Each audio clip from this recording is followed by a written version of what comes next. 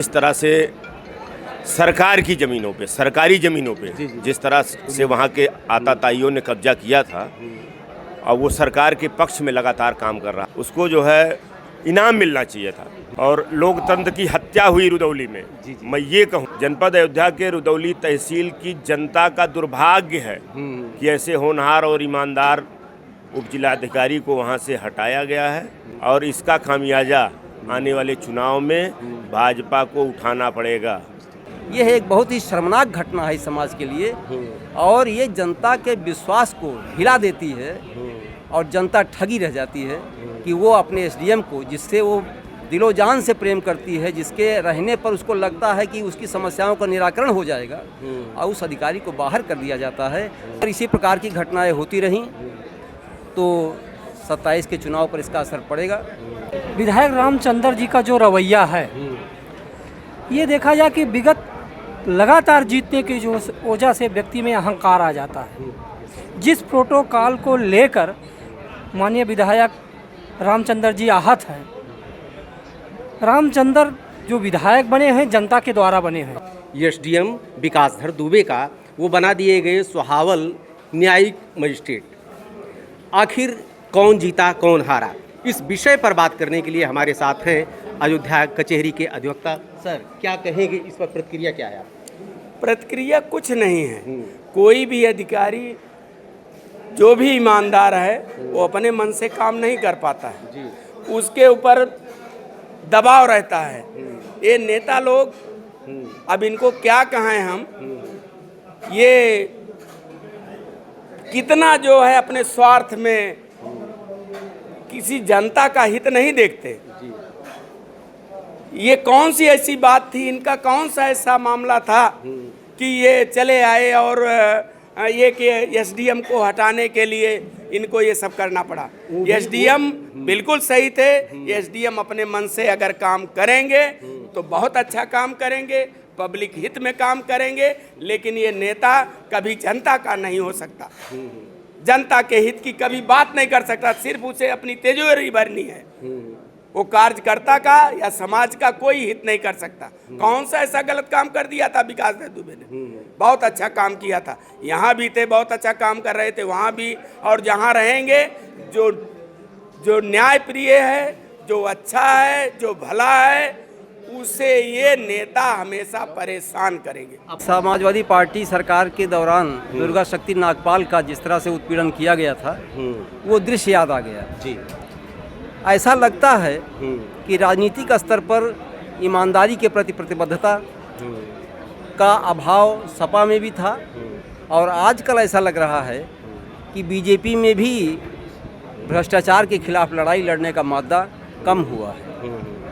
एक ईमानदार अधिकारी को एक ऐसे नेता के विरोध में अपने पद से हटाना, उसको दूसरे कम महत्वपूर्ण पद पर भेजना, उसको डिमोरलाइज करना, ये पूरे प्रशासन को एक संदेश देना है कि यदि आपने, चाहे भ्रष्ट नेता हो या कि नेता किसी भी प्रकार का हो, उसके खिलाफ आप खड़े होने का काम करेंगे, उसकी बात को नहीं मानेंगे, उसकी बात में सत्यता असत्यता परखने का काम करेंगे, तो हम आपको दूध में मक्खी की तरह निकाल कर फेंक देंगे।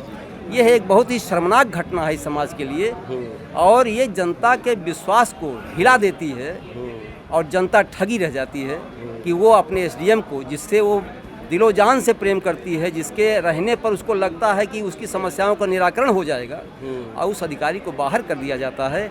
आप जनता के मुंह पर तमाचा मार रहे हो। 27 के चुनाव में क्या कोई असर इस घटनाक्रम का पड़ सकता है? निश्चित रूप से अगर इसी प्रकार की घटनाएं होती रहीं तो 27 के चुनाव पर इसका असर पड़ेगा, क्योंकि ईमानदारी बहुत ज़रूरी है। पार्टी विद डिफरेंस का मतलब ही था कि कुछ पार्टियां निष्ठाहीन हो गई थी और यह बीजेपी पार्टी एक ईमानदारी के प्रति निष्ठा रखती थी, और वो डिफरेंस अगर ख़त्म हो जाएगा तो फिर बीजेपी कहीं की नहीं रहेगी। जी। नौकरशाही हार गई।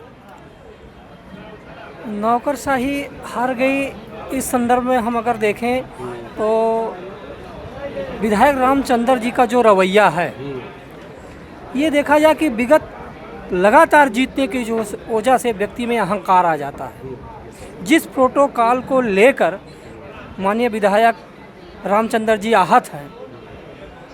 रामचंद्र जो विधायक बने हैं जनता के द्वारा बने हैं। और खुद भी तो प्रशासन के खिलाफ बैठे हैं धरने पे आज, हाँ पेपर में आ गए। हाँ वो देखिए, अब अगर स्पष्ट रूप से कहा जाए, विकासधर दुबे जी ऐसे व्यक्ति थे जिनका आम सामान्य जनमानस उनके पक्ष में था, जो न्याय देता है, जनता की सुनवाई करता है, उसी के साथ जनता होती है।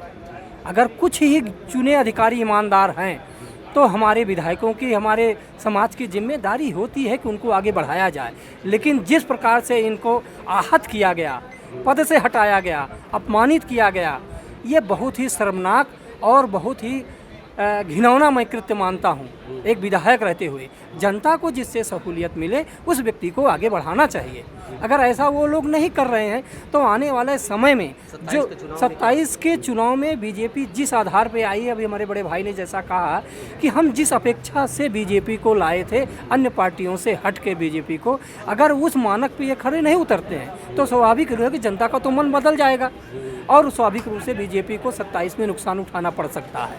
यही कहेंगे कि इस सरकार में ईमानदार अधिकारी की कोई कद्र नहीं है और जिस तरह से वहाँ राजनीति हुई है नहीं होना चाहिए।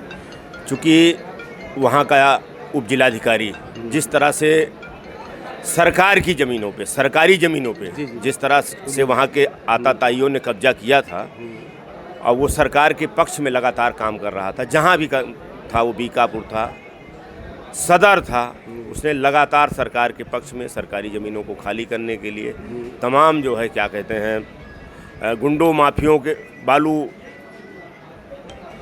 के प्रति, और इस तरह से नहीं होना चाहिए। कौन काम करेगा? सरकार का काम कौन करेगा? उसको जो है इनाम मिलना चाहिए था, लेकिन इनाम के बदले उसको ट्रांसफ़र अपनी सरकार के खिलाफ धरने पे तो बैठे। और सबसे बड़ी विडंबना ये है कि वही लोग जो उस ज़मीन को कब्जा किए थे उनके खिलाफ नहीं बोल रहे हैं। जी जी जी, उनके खिलाफ नहीं बोल रहे हैं।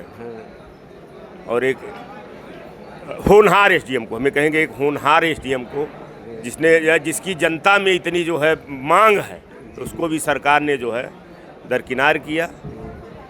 और लोकतंत्र की हत्या हुई रुदौली में। मैं ये कहूँगा कि लोकतंत्र की हत्या हुई है। ऐसे ईमानदार अधिकारी को जो है जिले से बाहर किया जाना, ये जनपद अयोध्या के सहावल में रखे हैं, सहावल न्यायिक में, लेकिन स्थानांतरण तो कर दिया गया। ये हम कहेंगे रुदौली, जनपद अयोध्या के रुदौली तहसील की जनता का दुर्भाग्य है कि ऐसे होनहार और ईमानदार उपजिलाधिकारी को वहाँ से हटाया गया है। और ये कतई जो है ये सिर्फ लोकतंत्र की हत्या है और कुछ नहीं है। और इसका खामियाजा आने वाले चुनाव में भाजपा को उठाना पड़ेगा।